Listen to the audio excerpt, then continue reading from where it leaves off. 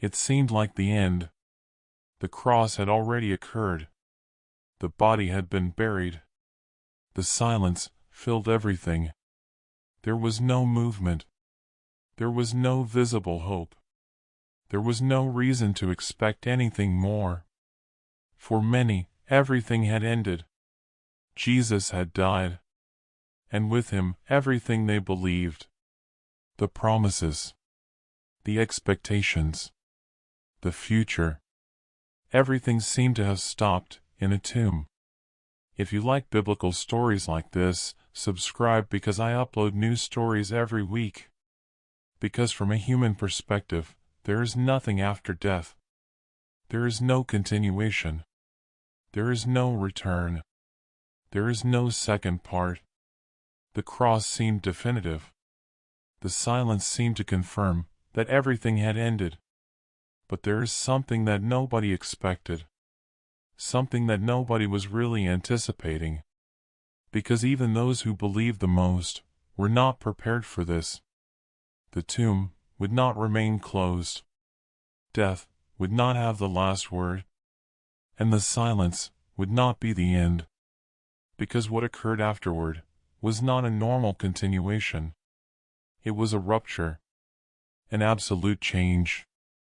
A victory that nobody had seen coming in that way. Because the story did not end at the cross. It began in the empty tomb. And what occurred afterward not only changed that moment, it changed everything. Forever.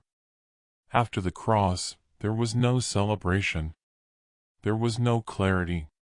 There was no immediate understanding. There was silence. A heavy silence. Of those that are not only heard, they are felt. Because when everything ends in an unexpected way, what remains is not an answer. It is emptiness. And that is what they were living. The disciples were not steadfast. They were not secure.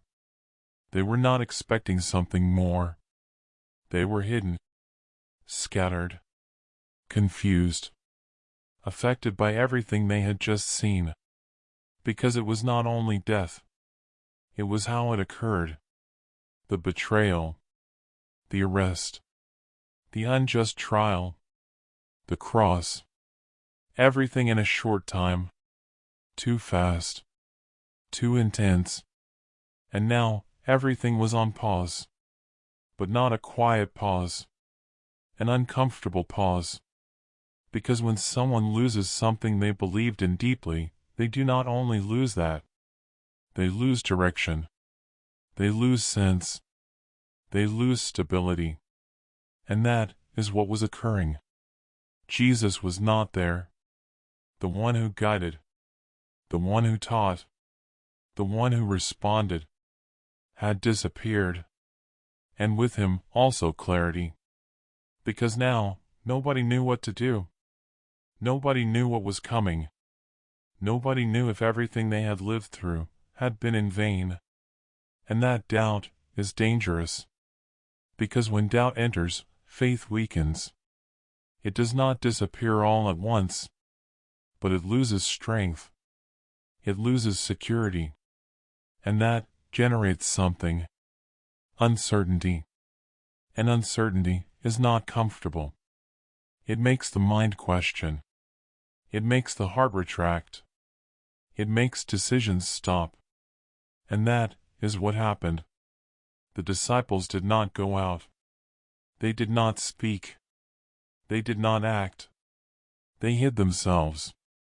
Because fear was still present. The image of the cross was still alive in their mind. And if that had happened to Jesus, what could happen to them? That question did not need an answer. It only needed to exist. And it existed. And that paralyzed them. Because fear not only makes one flee, it also makes one stop. And they stopped. Not for lack of love. For lack of understanding.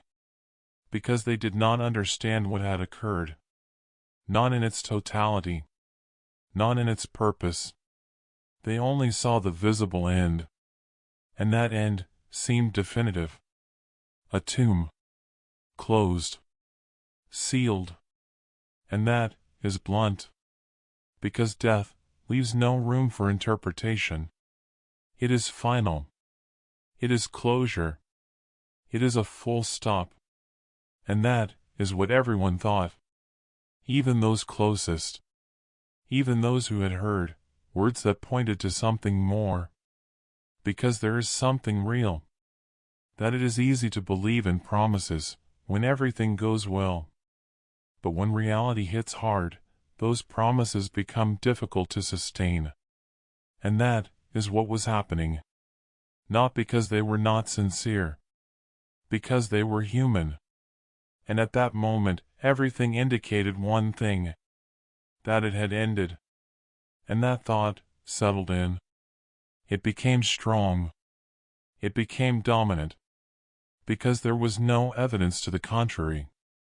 There were no signs. There was no movement. Only silence. And that silence weighed.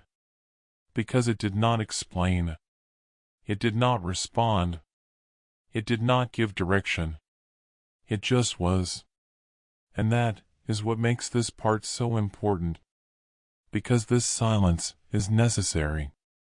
Because without this emptiness, the resurrection does not impact the same.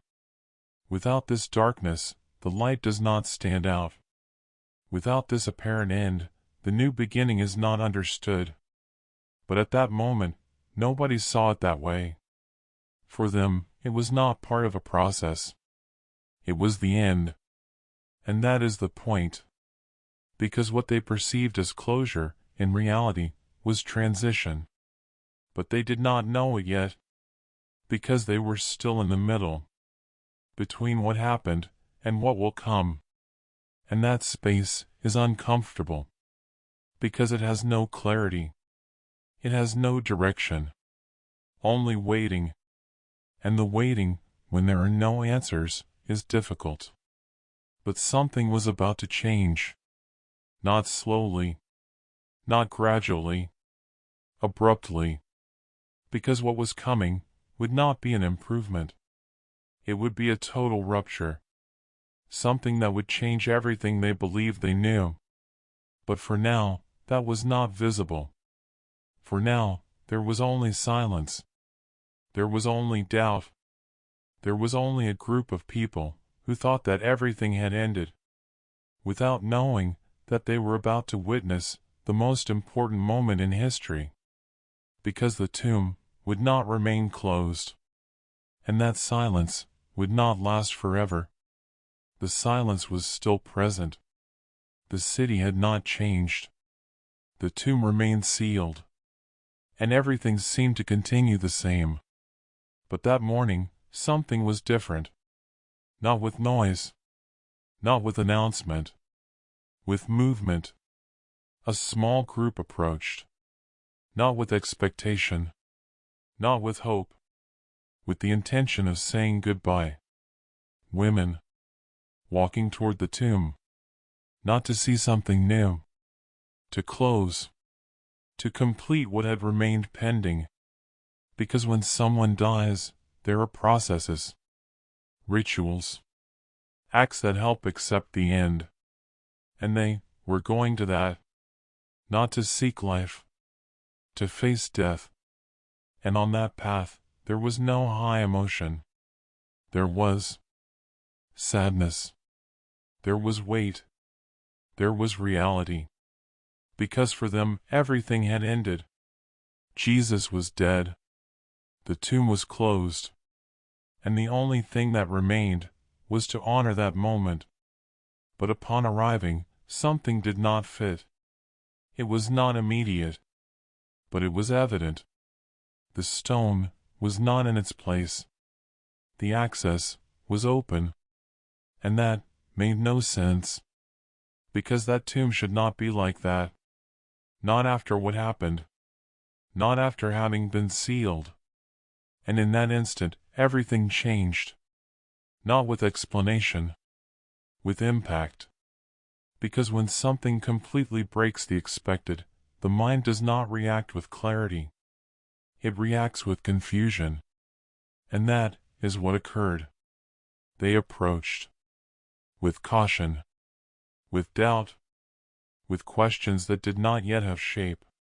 Because they did not know what to think. They did not know what had happened. But something was clear. Something was not as it should be. And that is enough to alter everything. They entered. Not with security. With uncertainty. And what they found was not what they expected. There was no body.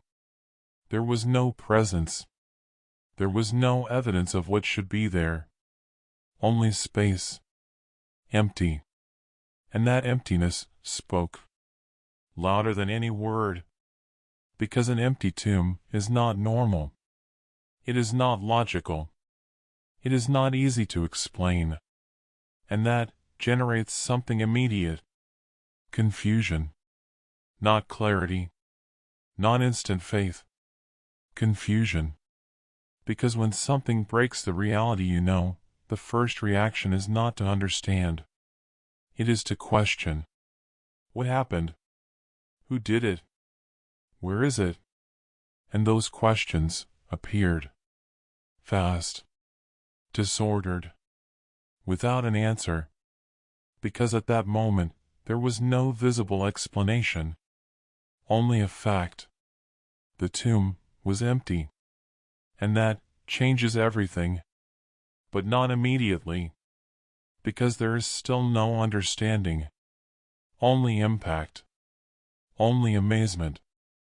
Only a sensation that something big has just occurred. But it is not yet understood what.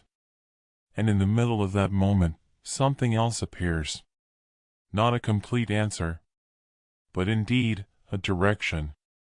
A message. A declaration that further breaks the moment. He is not here, a sentence. Simple. But impossible to ignore. Because it is not an observation. It is an affirmation. He has risen. And there, everything stops. Because that idea does not fit. Not in human logic. Not in experience.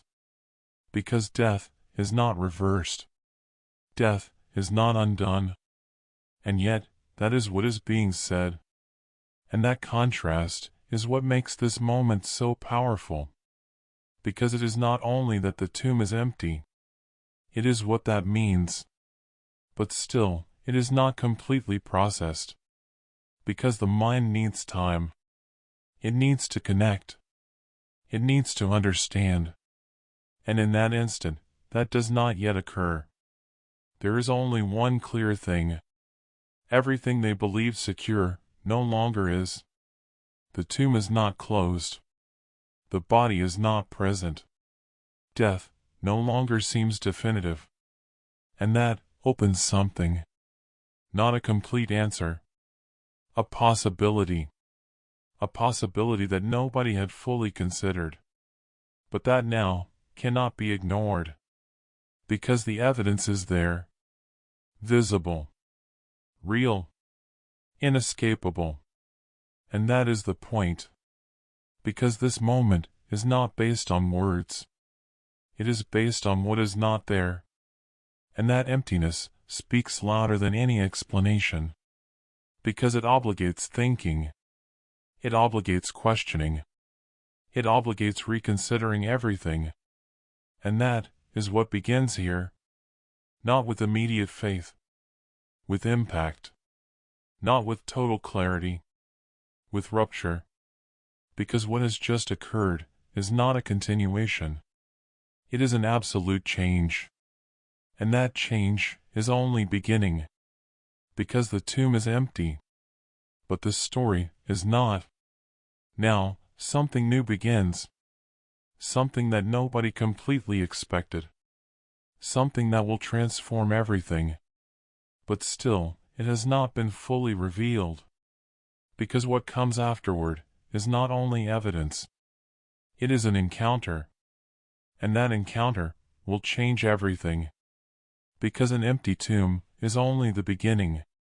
But what comes afterward will confirm. And when that happens, there will no longer be doubt. But for now, everything is in shock, in amazement, in a moment where reality has just broken, and nothing will be the same again. The news moved fast, not as a clear declaration, as something confusing, difficult to explain, difficult to understand. The tomb was empty, and that did not fit, not with what they knew, not with what they had seen, not with what they expected, because death leaves no room for surprises. And even so, something had changed. The words arrived, not organized, not structured, with emotion, with urgency. He is not there. And that was enough. Because although there was no explanation, there was impact. And that impact provoked movement. Peter listened, not with calm, with intensity, because his story was not at peace, not after what had happened, not after having denied, not after having failed. And now, this, the empty tomb. And without waiting longer, he got up, not to analyze, to see, because there are moments where it is not enough to listen. One must check, one must face it, and he needed it, not only out of curiosity, for something deeper, because when someone carries guilt, they look for answers. They look for something that changes what they feel. And Peter was at that point. He did not go alone. Another disciple ran with him, faster, more determined, both advancing toward the same place, but with different processes. One driven by emotion, another by the need to understand. And that contrast is important, because not everyone reacts the same to the unexpected. But both needed to see, and they arrived, not together, but with the same purpose. The tomb, the place where everything should have ended, but that now was the center of doubt. The first one stopped. He did not enter immediately. He looked from outside, evaluated, tried to process, but what he saw did not resolve anything. It only confirmed. The space was empty, and that did not explain. It only increased the question. Peter did not stop. He did not observe from afar. He entered, direct, as he was, impulsive, needing certainty. And inside, he did not find what he expected. He did not find a body. He did not find evidence of the logical. He found absence. And that absence was stronger than any presence, because it obligates facing something that did not have an immediate explanation. But that was real. And in that instant, everything stopped again.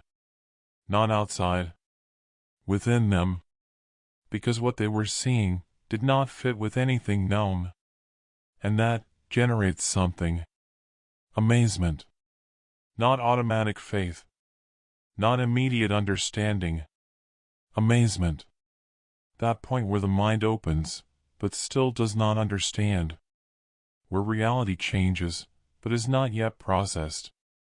And they were there, looking, trying to connect, trying to remember. Words, moments, sentences that they had heard before, but that at that moment they had not completely understood. And now they were beginning to make sense. Not completely, but enough to generate something. A possibility. Because if the tomb was empty, then something else was occurring. Something they had not fully considered. But that now they could not ignore. And that change is key. Because here certainty is not born. Openness is born. The willingness to consider that the impossible can be real. And that changes everything. Because until that moment, death was the end. But now, that end was in doubt. And when the end is questioned, everything else is too. And that is what began to occur. Not with total clarity, but with enough force as to not go back. Because what they saw could not be unseen. What they found could not be ignored. And that left them at a new point. Between doubt and faith. Between what they knew and what they were beginning to perceive. And that space is uncomfortable, but necessary. Because it is where the change occurs. And they were already there. But still something was missing. Something that would not come from observing. It would come from experiencing. Because seeing an empty tomb is not enough to completely transform. Something more is needed. An encounter. A direct confirmation. And that is about to occur. Because what began with absence will continue with presence. And when that happens, there will no longer be room for doubt. But for now, everything continues in process. In amazement. In a moment where reality is no longer the same. And they know it. Although still, they do not completely understand it. Not everyone left. Not everyone returned. Because while some were running looking for answers, others stayed. Mary did not move. Not because she understood. Because she could not leave. Because there are moments where pain does not let you advance. Where you need to stay. Although there are no answers. Although there is no clarity. Just stay. And that is what she did. In front of the tomb. Open. Empty. Inexplicable. But it was not relief what she felt. It was pain. Because for her, the empty tomb did not mean victory. It meant loss. Because in her mind, there was no resurrection. There was absence. They have taken him, that was her logic. That was her conclusion. Because when you do not understand something, the mind looks for an explanation. And normally, it chooses the closest one. The most human one. The most logical one. And for Mary, there was no other. Someone had moved the body. Someone had altered the place. And that broke her even more. Because she had not only lost Jesus, now she did not even know where he was. And that type of loss is deeper. Because it has no closure. It has no place. It has no clear final point. And that hurts more. And then she wept. Not with restraint. Not with calm. She wept from the depths. From that place where pain can no longer be sustained. Where it simply comes out. And in the middle of that weeping, she decided to look again. Not looking for something new. Looking for what she had lost. But upon looking, she did not find the expected. There was presence. Not as before. But real. And even so, she did not understand. Because pain can cloud perception. It can make you see without recognizing. And that is what was occurring. A voice. Near. Soft. Direct. Woman, why are you weeping? A simple question. But loaded. Because it was not only about the weeping. It was about what was behind it. And Mary responded. Not with reflection.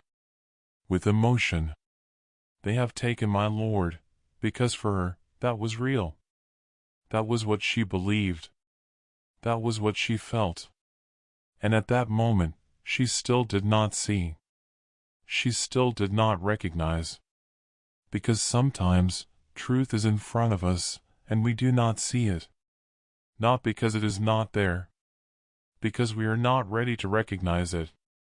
And that is what was making this moment so strong, because he was there, but she still did not know it.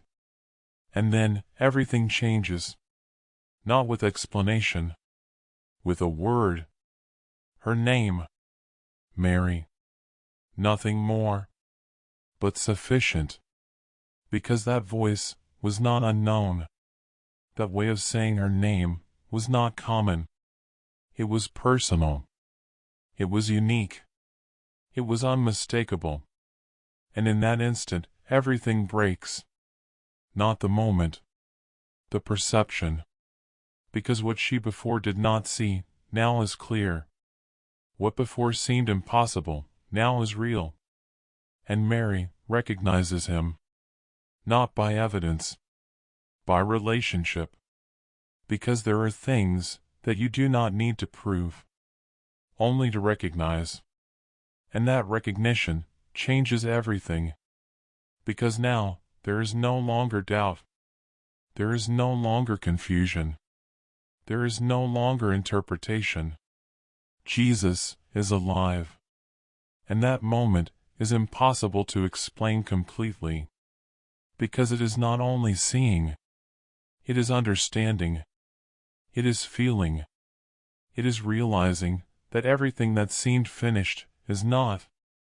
And that transforms. Because in an instant, the pain changes. The sadness breaks. Despair disappears. And in its place, something different appears. Not only joy, amazement. A profound amazement. Because what is occurring is not normal. It is not expected. It is not completely explicable. But it is real. And that is enough. Mary wants to stay. She wants to hold that moment. She wants to ensure that it does not disappear. Because when something like that occurs, you do not want to lose it. But there is something more. Because this encounter is not only for her. It is the beginning. It is the first step. Because what began here will expand. It will be confirmed. It will multiply. But in this instant, it is personal, direct, transforming. Because Mary went from weeping for a loss to being the first one to see the victory. And that changes everything. Because now, there is no longer doubt. The tomb is empty, because Jesus is alive. And that reality cannot be stopped. It cannot be hidden. It cannot be denied. Because when someone sees something like that, they no longer go back. They no longer doubt the same. They no longer believe the same. And Mary is no longer the same. Because what she saw, what she lived, what she understood, transformed her. And now, everything changes. Because this is no longer theory. It is experience. And that experience is about to reach others. Because what began with a woman will not end there. It will extend. It will be confirmed. It will become evident. Because the resurrection is not an isolated event. It is a reality that is revealed. And that revelation is only beginning. Because now, Jesus is not in the tomb. He is present. And when that presence becomes visible, everything will change. For everyone. And this moment is only the beginning. The fear had not disappeared. The empty tomb had caused an impact. Mary's testimony had generated questions. But still, there was no security. Because hearing something like that is not enough. Especially when what is heard breaks all logic. And the disciples were still there, gathered, but not in confidence, in fear. The doors were closed, not for privacy, for protection, because the memory of the cross was still fresh. And if Jesus had been arrested, judged, executed, what prevented them from being the next ones? Nothing. And that kept them there, hidden, without knowing what to do, without knowing what to believe completely, because there was something within them that wanted to believe, but there was also something that doubted. And that tension is real, because when something seems too good to be true, the mind resists, not out of rejection, for protection. And they were at that point, between what they had heard and what they could accept. And then it occurred. Not with an announcement, not with a warning. Simply, it happened.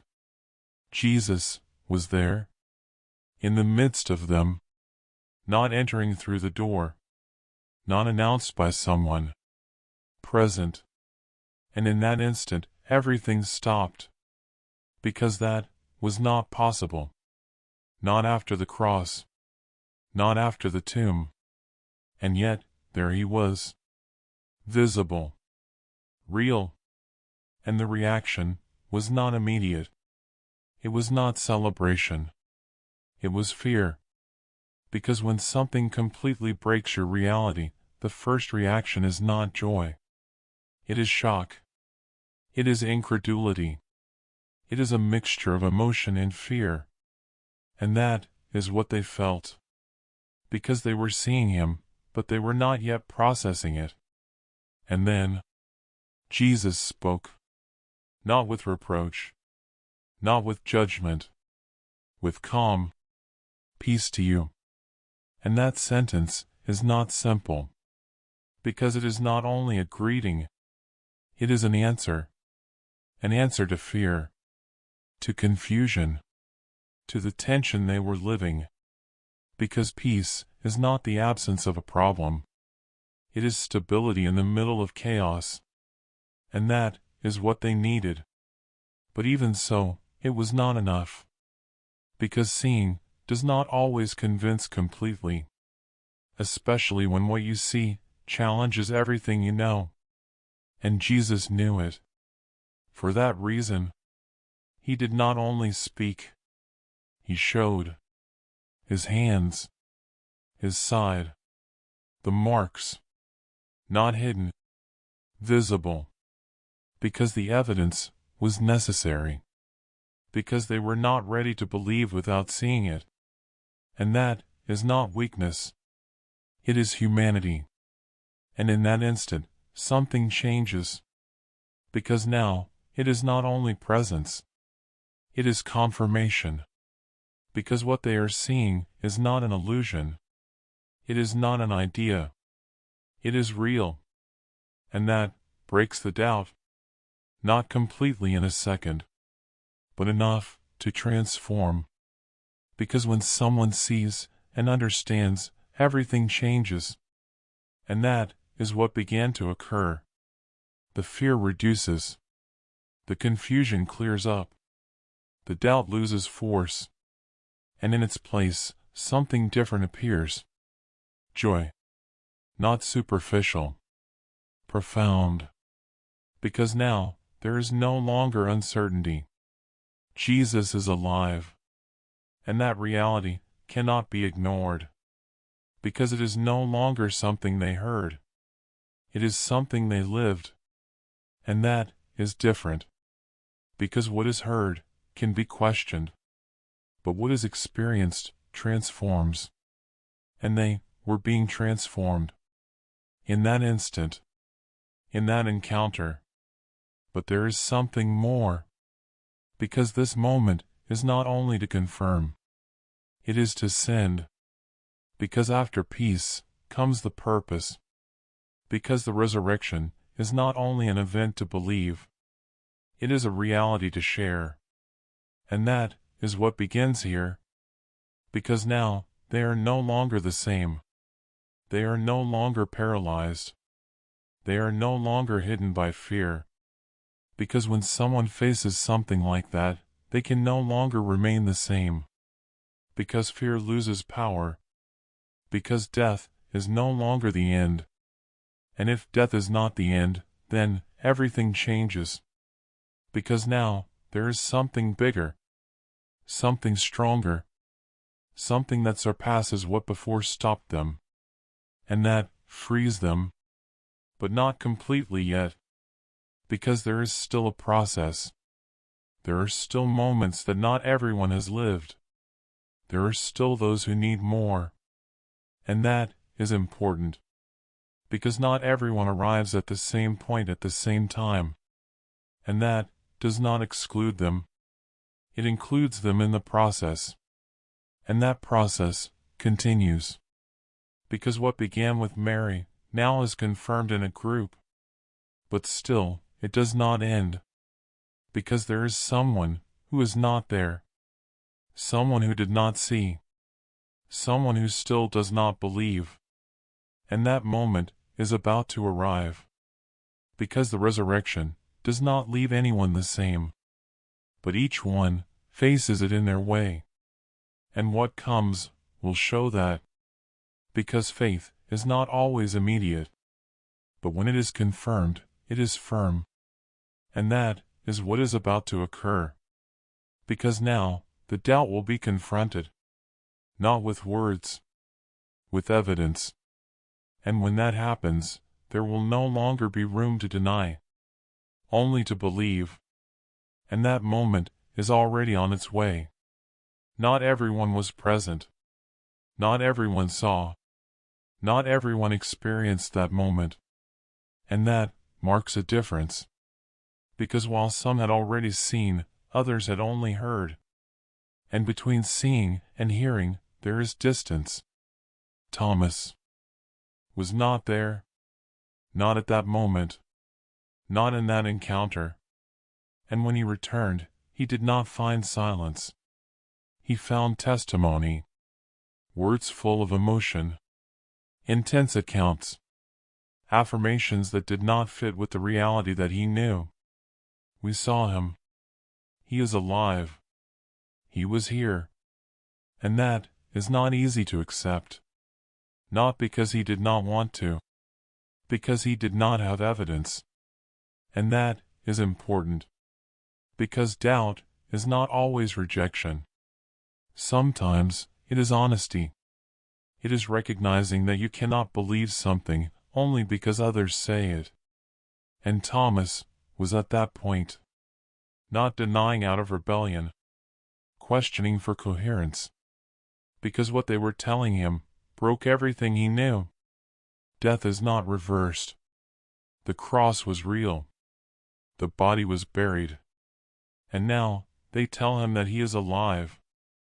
And his mind does not process it. Does not accept it. Does not integrate it. And then he responds. Not with emotion. With clarity. If I do not see, not a superficial condition. A necessity. If I do not touch, because he wants certainty. He wants to confirm. He wants to ensure that it is not only collective emotion. I will not believe. And that sentence has been interpreted many times. As weakness. As a lack of faith. But in reality, it is human. Because it represents something real. The need for evidence. The need to experience for oneself. And that is not an automatic rejection. It is a process. And Jesus knows it. Because he does not appear to everyone at the same time. He is not revealed in the same way to everyone. Because each one has their path.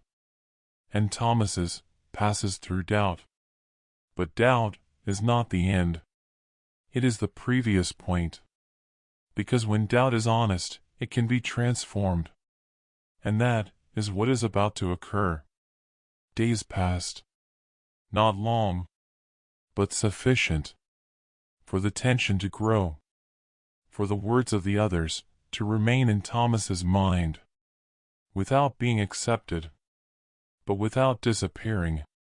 Because when someone hears something like that, they do not forget it. They process it. They question it. They analyze it. and that was occurring. But then, it happens again. The same scenario. The same place. The doors closed. The same group.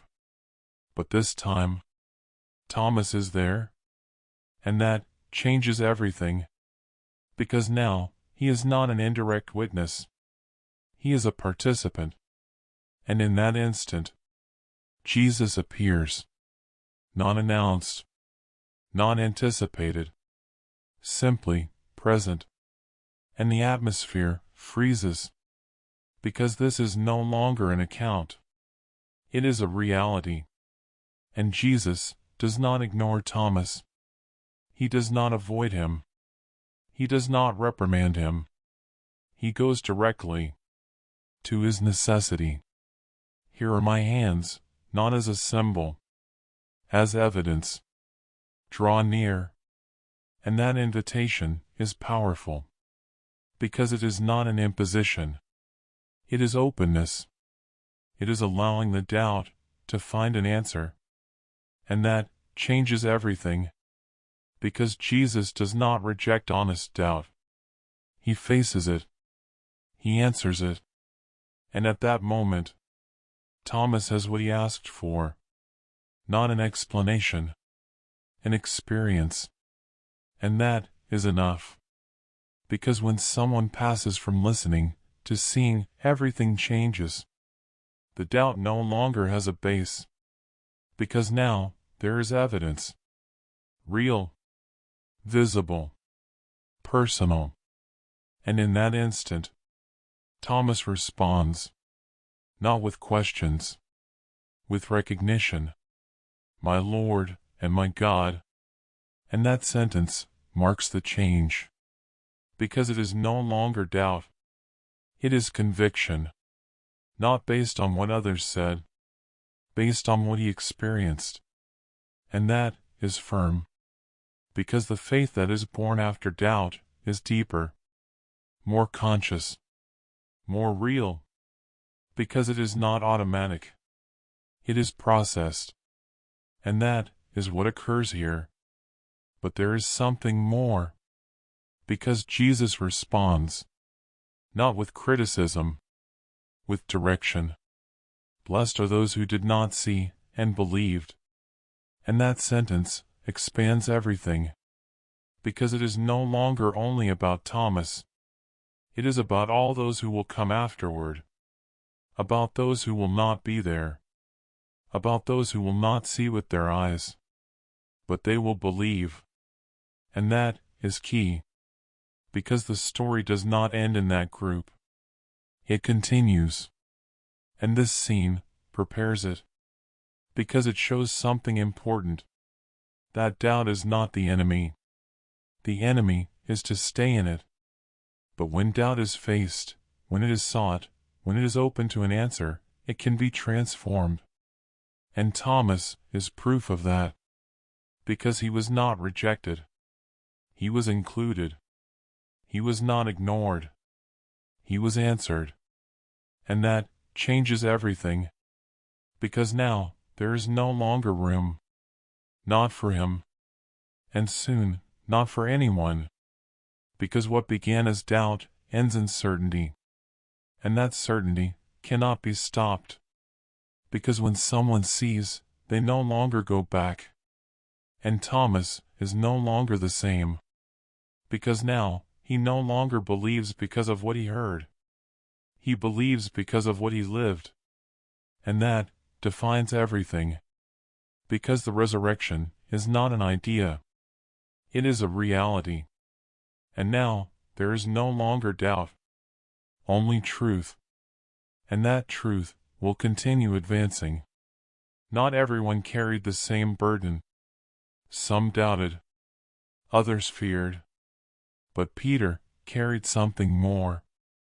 It was not only Jesus' death. It was his own fall. Because while others were processing what occurred, Peter remembered the words, the decisions, the denials, one after another. And that is not easily erased. Because there are errors that not only hurt at the moment. They persist. They stay. They appear when there is silence. And Peter lived with that, not as a distant memory, as a constant reality. Because although Jesus was alive, Peter still did not feel restored. Because seeing the resurrection does not automatically eliminate guilt. And that is important. Because there is a difference between knowing that something changed and feeling that you changed. And Peter was not yet there. He continued, but not the same. Present, but not firm. Near, but not secure. And that made him different. Because the one who before spoke first now was silent. The one who before affirmed with force now doubted himself. And that change was not superficial. It was internal. Because the fall had confronted him, had shown him just as he was. And that is not easily ignored. But then something occurs. Not in public. Not in front of crowds. In a simple moment. Near. Real. Jesus draws near. Not with a speech. Not with direct confrontation. With intention. And Peter is there. Not fleeing. Not hidden. But neither firm. At an intermediate point. And that point is key. Because it is where restoration begins. Not from strength. From vulnerability. And then, the question. Not 1, 3. Not at random. With purpose. Do you love me? Simple. Direct. But profound. Because it is not about action. It is about the heart. And Peter responds. Not with the security of before. With sincerity. Because he can no longer pretend. He can no longer exaggerate. Now, he can only be real. Yes. I love you. And at that moment, something begins to change. But it does not end there. The question is repeated. Again. Do you love me? And that makes him uncomfortable. Because it touches something. Because it goes beyond the surface. And Peter feels it. Because he knows. He knows what he did. He knows what he denied. He knows what he promised and did not fulfill. And even so, he responds. Not with pride. With humility. Because now, he does not see himself the same. And that is part of the process. Because restoration does not begin with security. It begins with honesty. And the question returns. For the third time. And now, it hurts. Not because of repetition. Because of meaning. Because it connects directly with the 3 denials. And Peter understands it. He does not need an explanation. He does not need someone to tell him. He knows it. And in that instant, everything connects. His fall. His pain. His guilt. And now, this opportunity. And that breaks him. But not as before. Not in desperation. In recognition. Because now he sees something that he did not expect. That despite what he did, he was not rejected. That despite having failed, he was not discarded. And that changes everything. Because restoration does not ignore the error. It crosses it. But it does not stay there. It transforms it. And that is what is occurring. Because Jesus does not remind him of his fall to condemn him. He uses it to restore him. To rebuild. To give him a new starting point. And after each response, there is something more. A direction. A purpose. Feed, not as a burden, as a call. Because Peter is not restored only to feel better. He is restored to continue, to advance, to fulfill something greater. And that is what changes the story. Because the one who fell now is raised up, not by his own merit, by grace. And that is powerful, because it demonstrates something real, that the error does not define the end, that the fall does not cancel the purpose, that the past does not determine the future. And Peter is proof of that, because he was not perfect, but he was restored. And that restoration transforms him, because he no longer acts from self-confidence. Now he acts from something deeper, from what he has lived, from what he has understood, from what he has been forgiven. And that is different, more firm, more real, more conscious, because now he knows something, that his value does not depend on not failing. It depends on who raises him up. And that changes everything, because the resurrection not only defeated death, it also restored. It also raised up. It also gave a new opportunity. And Peter is the example, because his story did not end in denial. It continued. And now it is different, because the one who once fell now is ready, not because he is perfect, because he was transformed. And that transformation is real. And that is what defines this moment, because it is not only a story of an error, it is a story of restoration. And that restoration changes everything. There is no longer doubt. There is no longer confusion.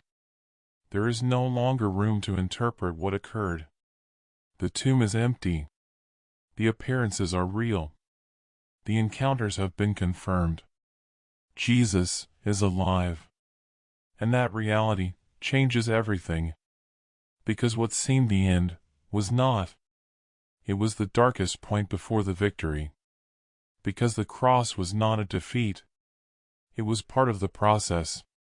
And now that is evident, because death could not retain him, could not sustain him. It did not have the last word. And that is what defines this moment, because it is not only that Jesus returned, it is that he won. And that difference is absolute, because returning can be temporary, but winning is definitive. And Jesus did not return to die again. He returned to show something, that death no longer has dominion, that the end is no longer the end. And that breaks everything, because it changes the base. It changes the way of seeing life. It changes the way of understanding the future. Because if death was defeated, then it is no longer the limit. And that is what nobody had completely understood, not even those closest. But now it is clear, because it is not theory. It is reality. Because they saw him, they heard him, they spoke with him, and that cannot be denied. Because when something like that occurs, there is no room for doubt, only to accept.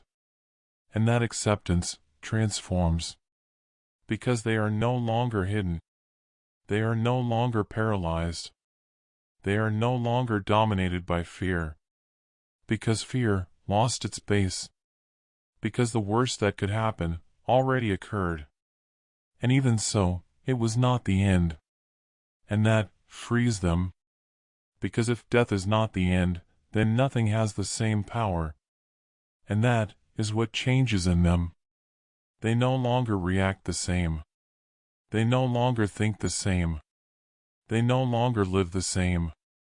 Because they have seen something that redefines everything. And that is irreversible. But there is something more. Because the resurrection is not only for them, It is not only a historical moment. It is a declaration of authority. Because Jesus not only lives, he governs. Because the victory over death is not an isolated event.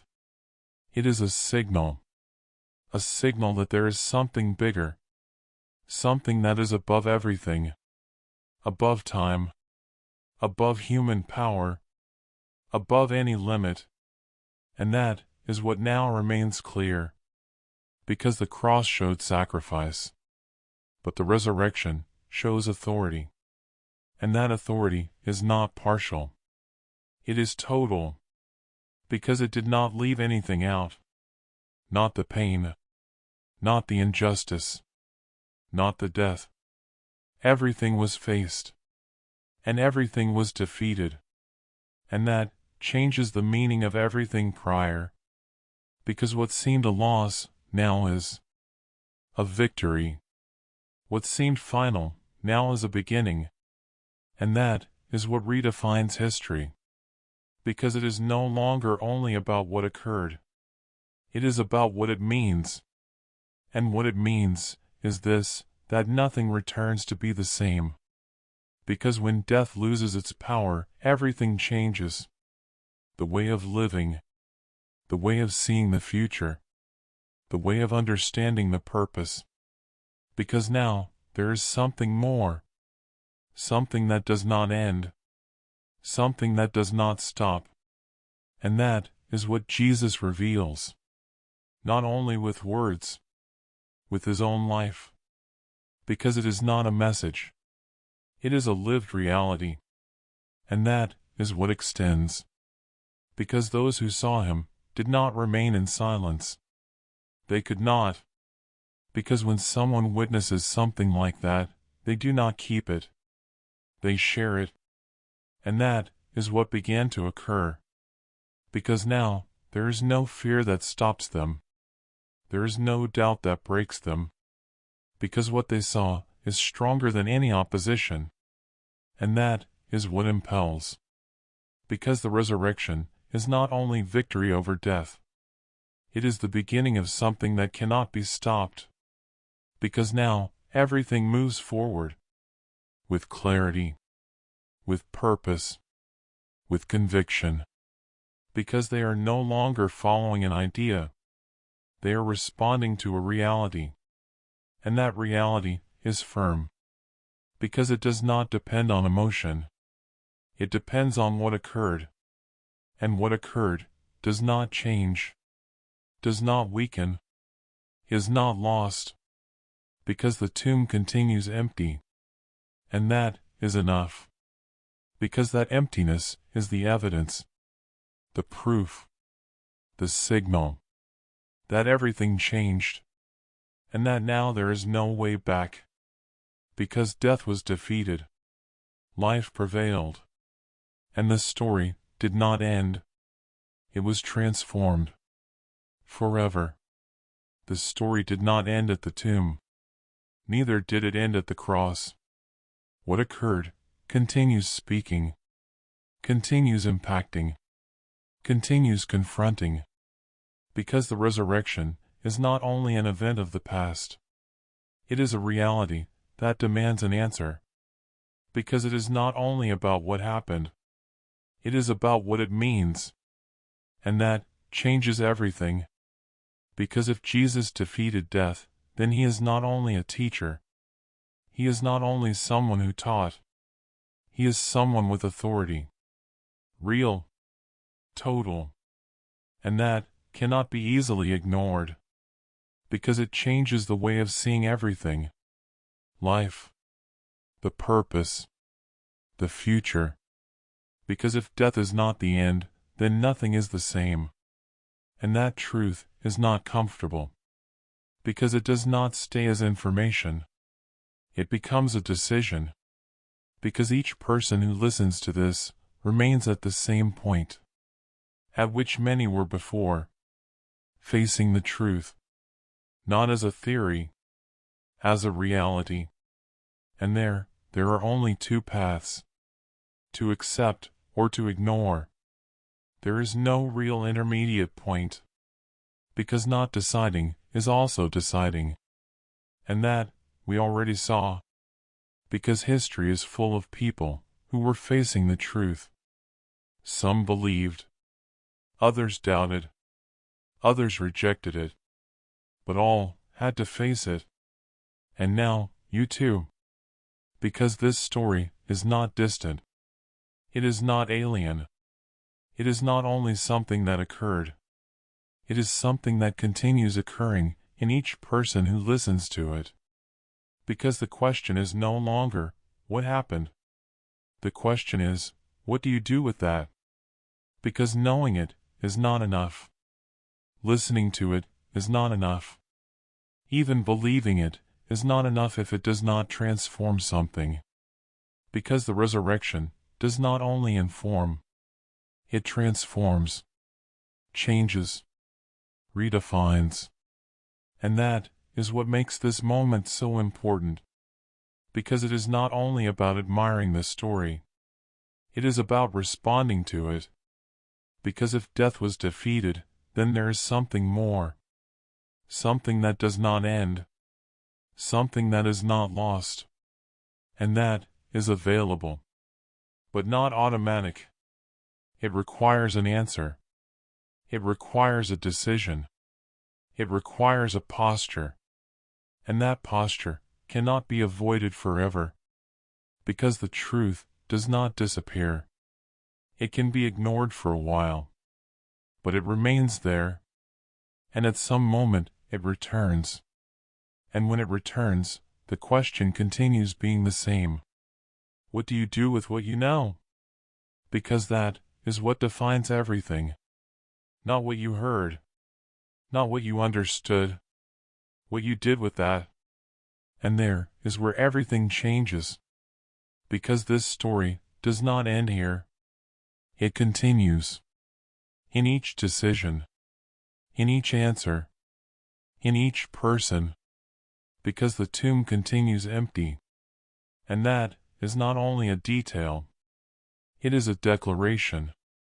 One that does not go out. One that does not weaken. One that remains valid. Because death was defeated. And that changes everything. Forever.